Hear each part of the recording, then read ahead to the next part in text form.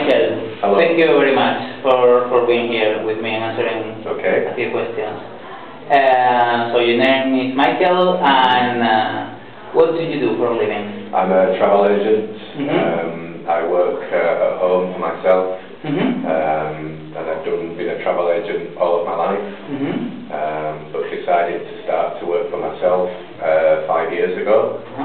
So it's very hard work, but I enjoy it, and so I had this opportunity to come here and do this course, but also work in the afternoons afterwards. So you are learning this and at the same time you are working? See, yes. Oh, yeah. Hard life. yeah, it's a bit hard on the brain. Yeah, I know, it must be hard. And so, is it interesting for you to learn Spanish, for your job? Yes, I think that it's something I want to use in the future. I don't know exactly why, but it's just something I'm doing. I studied Spanish for 1 year when I was at school, when I was 13.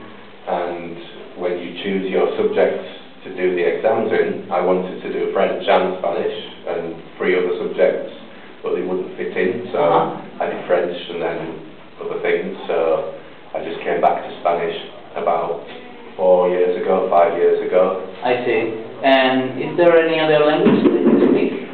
No, I did a course in Turkish in Leeds, just one course, but there was no demand to do any more, so, but that was very difficult.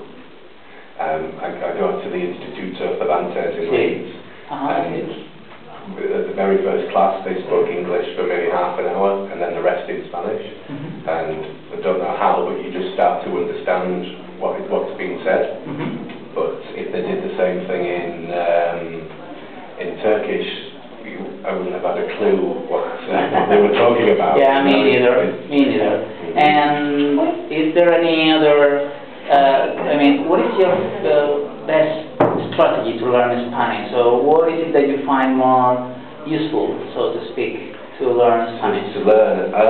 I'm not sure really. This will probably, after this course, will give me a better idea, but I like the mix of grammar first. It's best maybe first in the morning when your mind's quite fresh and ready to take in this information, and then you have a mixture of conversation then and some exercises. So I'm not quite sure, but I think in the Institute of Cervantes it's good because it's all in Spanish, and they give you a good broad range of subjects and types of grammar you progress through. I see. Great. And what about the culture of Spain? Is it interesting for you to learn the culture at the same time? Definitely. I would have liked to have done some more advanced, with a longer lesson. But to do my job as well would have been too much. So I just went for the shorter course, but the culture is definitely interesting as well. So is that interesting or necessary? I think it's necessary as well, to sort of understand how people's minds work and things, how the culture works. All right. Thank you very much indeed, Michael. No problem. Thank you very much. Nada, no pasa nada. So